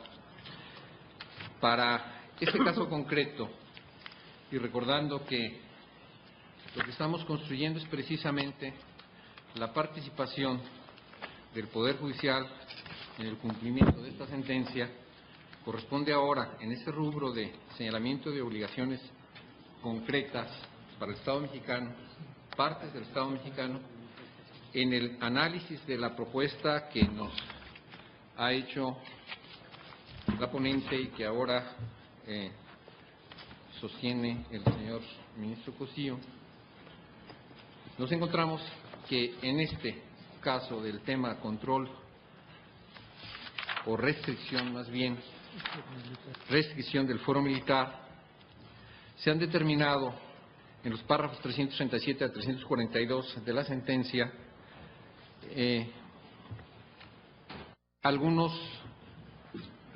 pronunciamientos que vinculan al Estado mexicano a realizar diversas reformas legales para restringir el foro militar para juzgar elementos de las Fuerzas Armadas en activo solo por la comisión de delitos o faltas que por su propia naturaleza atenten contra bienes jurídicos propios del orden militar.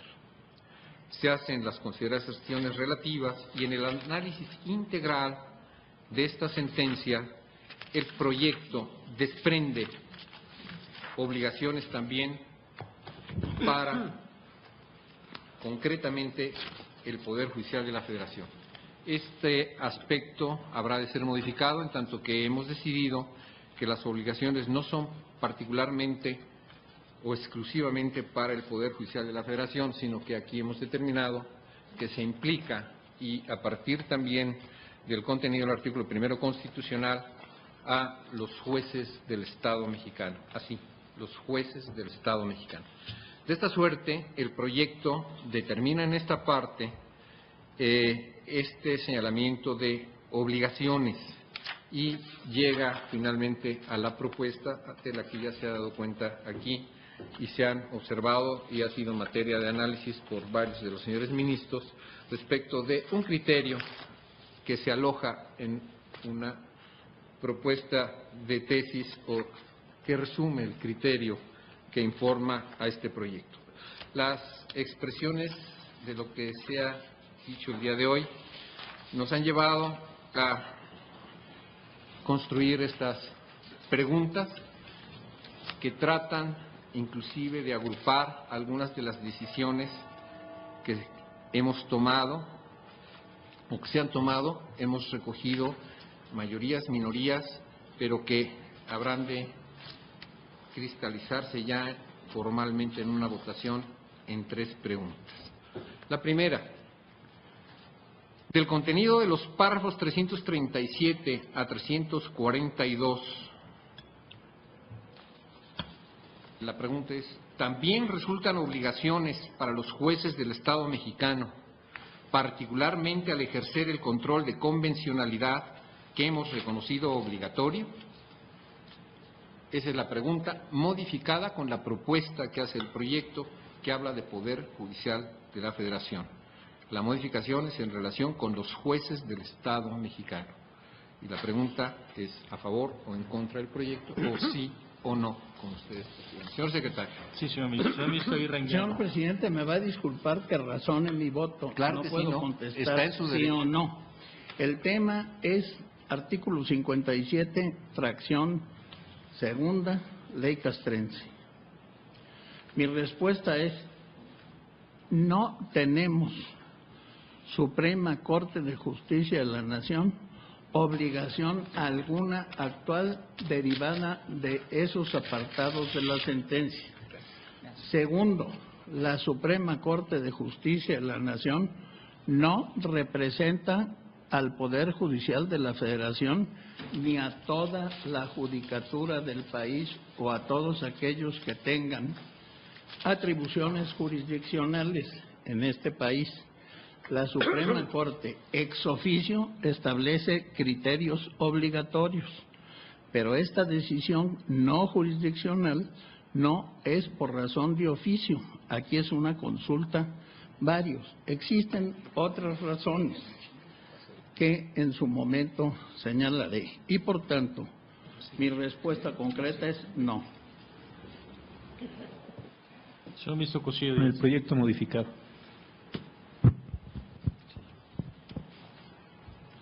Señor ministro Franco González Salas. Como está formulada la pregunta y en atención a las posiciones que he adoptado en las votaciones anteriores, sí, en el entendido de que me reservo el derecho a hacer un voto concurrente cuando conozca el engroso. Señor ministro Saldívar Lelo de la Rea. Sí. Señor ministro Pardo Rebolledo. Sí, solo para casos futuros.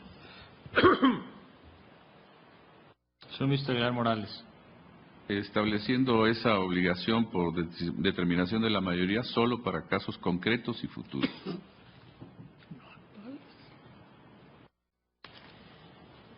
Señor ministro Valls Hernández. Sí a la pregunta. Señor ministro Sánchez Cordero. Sí a la pregunta. Señor ministro Ortiz Mayagoitia. Sí para casos futuros. Señor ministro presidente Silva Mesa. Sí.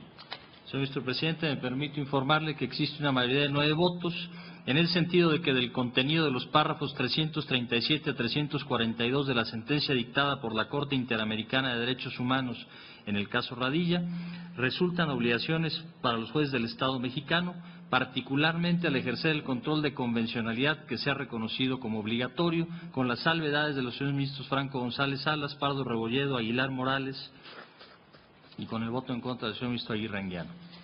Hay decisión. Señor presidente, no creo que sea justa la cuenta que se nos da de la votación. Yo pienso que si los señores ministros dijeron sí para casos futuros, están diciendo actualmente no tenemos esa obligación y por tanto están en contra del proyecto. Gracias. Para aclarar mi voto, señor presidente. Sí. La obligación es actual, pero se va a ejercer en casos futuros. Es el sentido de mi voto, pero si esto fuera obstáculo, retiro la expresión para casos futuros. ¿Hay algún comentario de que lo resultó citas? Gracias, señor presidente. Lo que pasa es que yo emito mi voto en el contexto del asunto que estamos analizando. Este expediente varios fue formado a fin de establecer si esta Suprema Corte de Justicia de la Nación debía realizar alguna o algunas conductas para dar cumplimiento a la sentencia del caso Radilla. Creo que ese es el contexto en el que estamos debatiendo. Y partiendo de esa base, como yo lo he venido haciendo en mis votaciones que he expresado con anterioridad, me parece que de la sentencia no se deriva una obligación actual para esta Suprema Corte, pero que los criterios deberán ser tomados en cuenta en casos posteriores. Ese es el sentido de mi voto, por eso dije sí, pero para casos futuros. En semejantes términos, señor presidente, quise dejar muy claro que es para poder establecer en los casos futuros que nos presenten, y lo dije durante la sesión, una interpretación sistemática, completa, integral entre la Constitución, los criterios convencionales y las disposiciones que se analicen en su caso. En ese sentido fue mi voto, con otras palabras, presidente. Entonces hay unanimidad. Hay unanimidad. Con las salvedades de cada uno, es sí.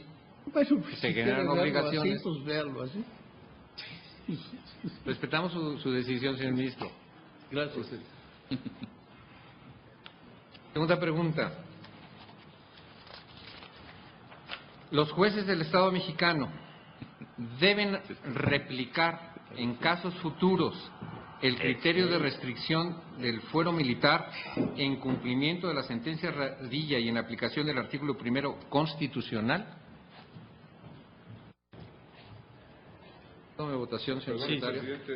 ¿Podría usted repetir la pregunta? Sí, está amable. Los jueces del Estado mexicano deberán replicar en casos futuros el criterio de restricción del fuero militar en cumplimiento de la sentencia Radilla y en aplicación del artículo 1 constitucional. Es la pregunta. Sí, señor. Señor ministro Aguirre Anguiano. Sí, se hacen un análisis del caso concreto que involucre estudio de la Constitución, estudio de la convencionalidad y reflejo en el acto concreto que esté subyúdice. Señor ministro Cosío. Señor ministro Franco González Salas. Señor ministro Saldívar Lelo de la Red. Sí. Señor ministro Pardo Rebolledo. Sí, si las particularidades del caso concreto lo ameritan. Señor ministro Aguilar Morales. En esos mismos términos. Señor ministro Valls Hernández. Sí. Señor ministro Cordero. Sí. Señor ministro Ortiz Mayagoy. Sí, por razón de su oficio y de acuerdo con su competencia, como lo dice la propia sentencia. Señor ministro presidente Silva Mesa. Sí. Señor ministro presidente, me permito informarle que existe unanimidad de 10 votos en el sentido de que los jueces del Estado mexicano deberán replicar en casos futuros el criterio de restricción del fuero militar en cumplimiento de la sentencia del caso Radilla y en aplicación del artículo 1 constitucional, con las salvedades de los señores ministros Aguirre Anguiano, Pardo Rebolledo, Aguilar Morales y Ortiz Mayagoy. Hay decisión, señor secretario. La pregunta número 3 y última.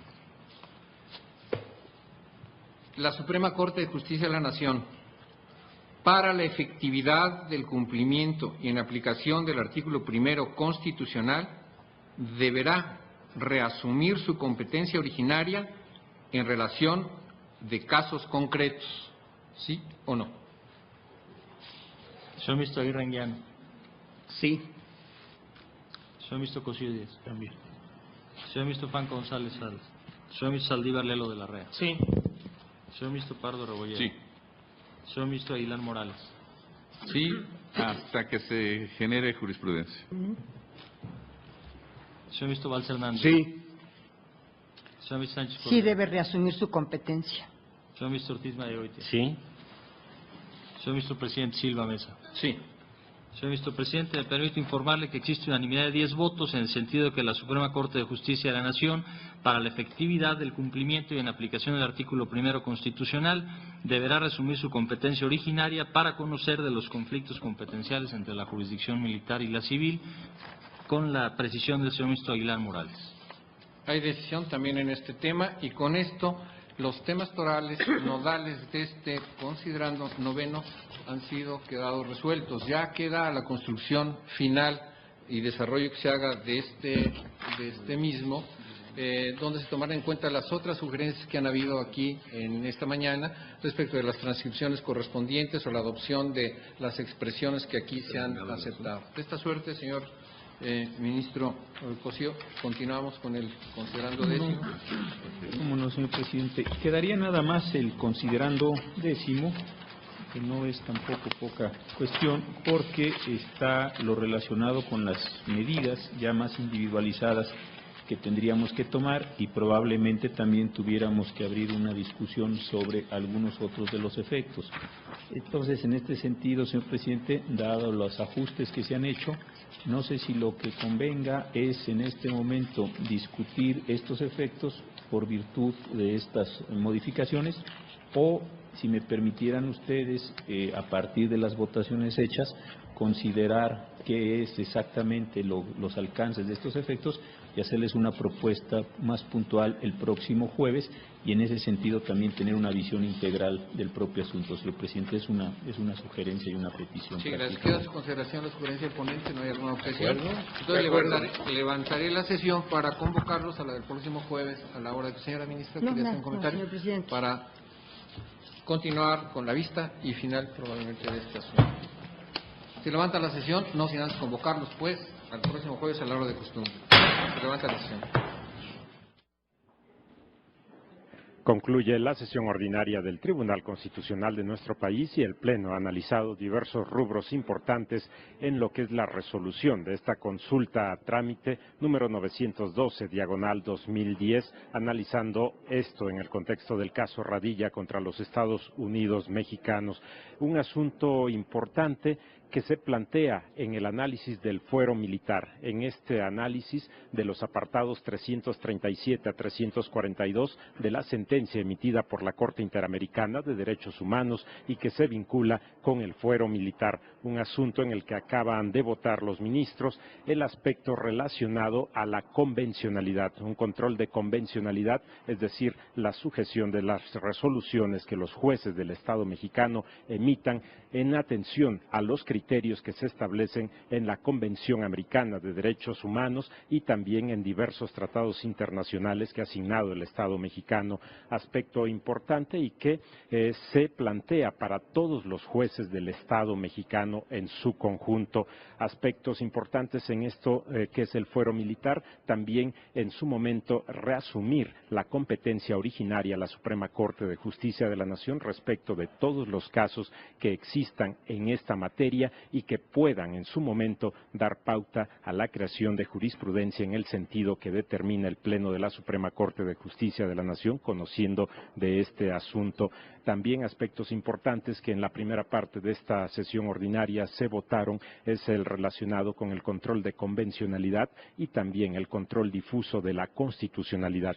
Estos han sido elementos importantes y está sujeto el Pleno de la Suprema Corte de Justicia de la Nación a lo que presente el ministro ponente para resolver en definitiva el caso de Rosendo Radilla Pacheco contra los Estados Unidos mexicanos, un asunto que continúa en la agenda del Pleno. Agradecemos a todos ustedes la atención a su programa El Pleno en Vivo. Se despide José de Jesús Cruz y Baja, invitándole para que en punto de las 9 de la noche pueda dar seguimiento a Acceso Directo Noticias y agradeciendo su interés en este ámbito de interpretación constitucional en el Estado mexicano. Gracias.